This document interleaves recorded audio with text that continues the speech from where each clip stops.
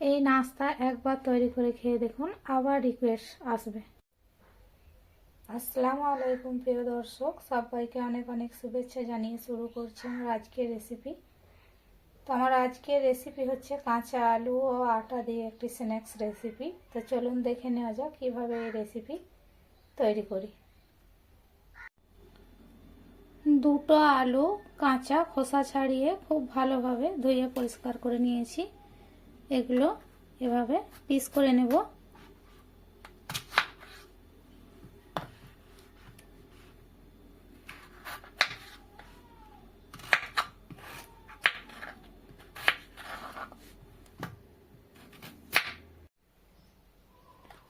আলুগুলোকে ডুমো ডুমো করে কেটে নিয়েছি, একটা পাত্রে তুলে নেব।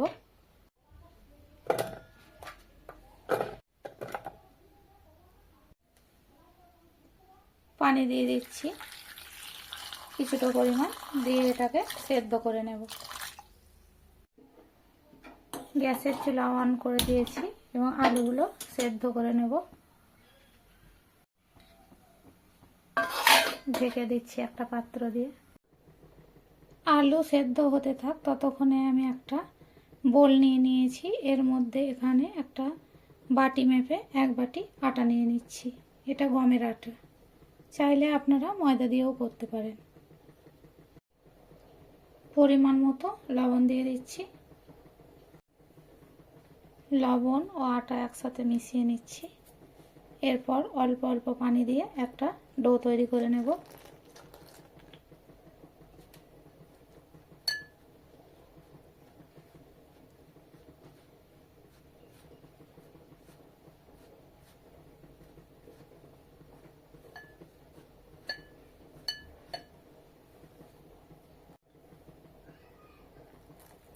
আবার অল্প পানি দিয়ে মেখে নিচ্ছি। আমি একটা ডো তৈরি করে নিয়েছি, সফট ডো।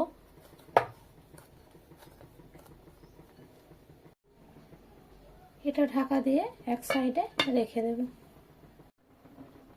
এইদিকে আলুও খুব ভালো মতো সেদ্ধ হয়ে গেছে, এটাকে নামিয়ে ঠান্ডা করে নেব। কিছু সময় ঠান্ডা করে নিয়েছি, এরপর প্লেটে নিয়ে নিচ্ছি। ম্যাশার দিয়ে এটা ম্যাশ করে নেব।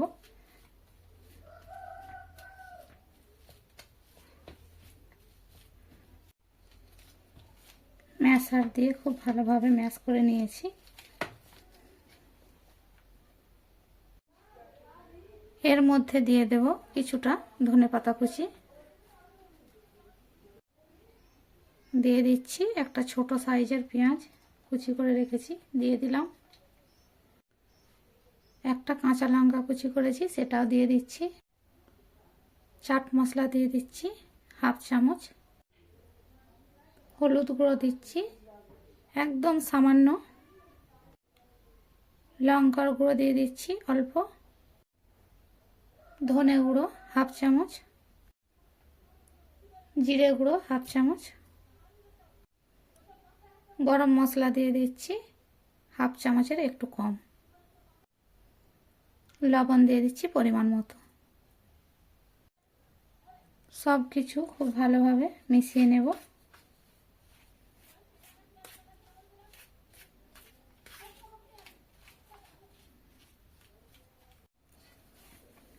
হাত দিয়ে খুব ভালোভাবে সব কিছু একসঙ্গে মেখে নিয়েছি। এরপর এটা সরিয়ে রাখবো। আবারও একটা পাত্র নিয়ে নিয়েছি আর নিয়ে নিচ্ছি এখানে 1/2 কাপ ময়দা।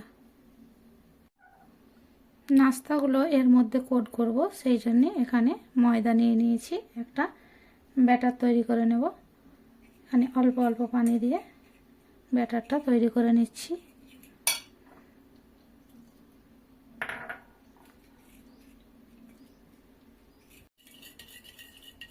এরপর ব্যাটারের মধ্যে দিয়ে দেবো এখানে চিলি ফ্লেক্স কিছুটা, দিয়ে দিচ্ছি ধনেপাতা কিছুটা। খুব ভালোভাবে মিশিয়ে নেব।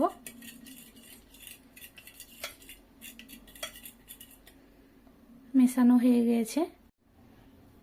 আটাটা আমি আর একবার মথে নেব। দেখতেই পাচ্ছেন কতটা সফট ও নরম হয়ে গিয়েছে।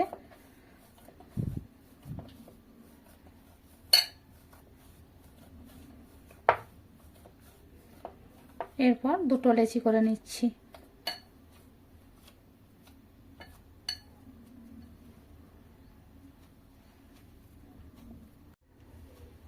এখানে দুটো লেচি সমানভাবে কাটতে হবে, কারণ দুটো লেচি একসঙ্গেই এই নাস্তাটি তৈরি হবে। দুটো ডো দিয়ে এভাবে হাতের সাহায্যে একটু গোল করে শেপ দিয়ে নিচ্ছি।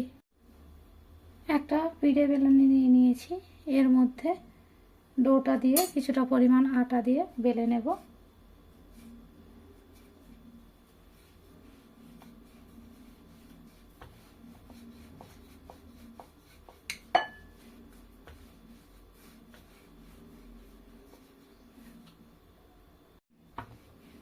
একটা রুটি ঠিক এভাবে বেলে নিয়েছি,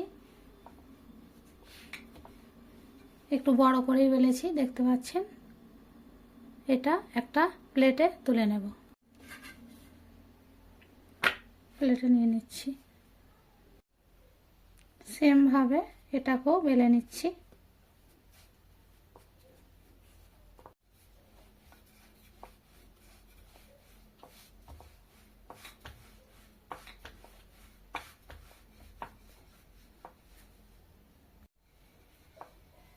এই রুটিটাকেও বেলে নিয়েছি। এরপর আগে থাকতে যে আলুর মিশ্রণটা তৈরি করে রেখেছিলাম এর মধ্যে দিয়ে খুব ভালোভাবে এটাকে চারিদিক চাড়িয়ে নেব। চারিদিক সমান করে আলুর পুরটা নিয়ে নিয়েছি। এরপর আগে থেকে বেলে রাখা ওই রুটিটা এর মধ্যে দিয়ে দেব।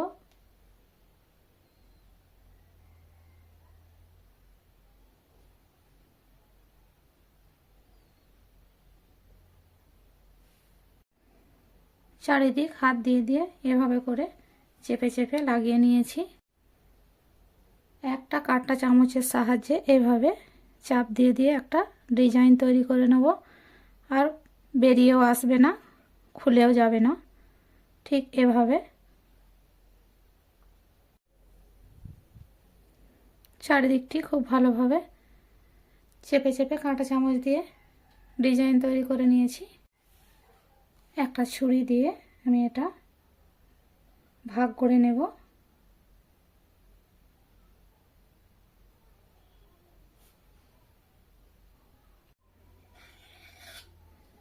এরপর আবারও এই মাঝে মাঝে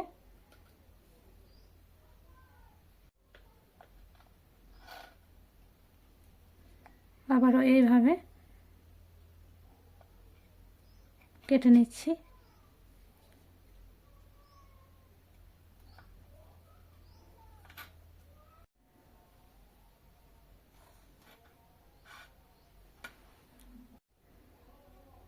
ঠিক এভাবে নাস্তার ডিজাইনটি তৈরি করে নিচ্ছি। গ্যাসের চুলা অন করে পর্যাপ্ত পরিমাণে তেল দিয়ে তেল গরম করে নিয়েছি। এরপর আগে থেকে ময়দার ব্যাটারটা যেটা তৈরি করেছিলাম এর মধ্যে একটু কোট করে নিয়ে খুব ভালোভাবে তেলের মধ্যে দিয়ে দেব।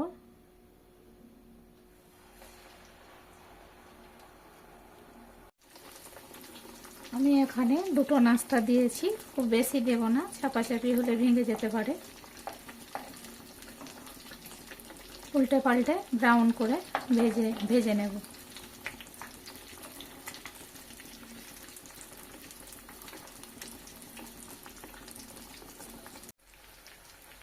উল্টে পাল্টে লাল লাল করে ভেজে নিয়েছি। এবার নাস্তাগুলো তুলে নেব।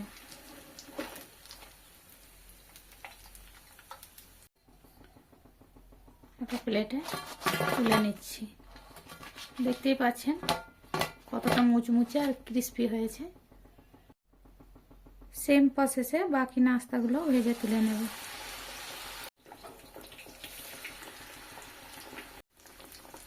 সামনেই রমজান, ইফতারের এই মুচমুচে নাস্তার রেসিপিটি একবার বাড়িতে বানিয়ে নিন, খেতে অসম্ভব সুস্বাদু। বাকি নাস্তাগুলো ভাজা হয়ে গেছে, তুলে নিচ্ছি। ঠিক একইভাবে সব নাস্তাগুলো ভেজে প্লেটে তুলে নেব। সব নাস্তাগুলোই ভেজে তুলে নিয়েছি, দেখতেই পাচ্ছেন দেখতে কতটা লোভনীয় হয়েছে, খেতেও অনেক সুন্দর হবে। আপনারা বাড়িতে অবশ্যই একবার ট্রাই করবেন। আর আমার রেসিপি যদি আপনাদের ভালো লাগে অবশ্যই কমেন্টে জানাবেন। আমার চ্যানেলে নতুন বন্ধু হয়ে থাকলে অবশ্যই চ্যানেলটি সাবস্ক্রাইব করে পাশে থাকার অনুরোধ রইল। আর যারা সাবস্ক্রাইব করেছেন তাদেরকে অসংখ্য অসংখ্য ধন্যবাদ। দেখা হবে পরের কোনো ভিডিওতে। ততক্ষণ ভালো থাকবেন, সুস্থ থাকবেন। আল্লাহ হাফেজ।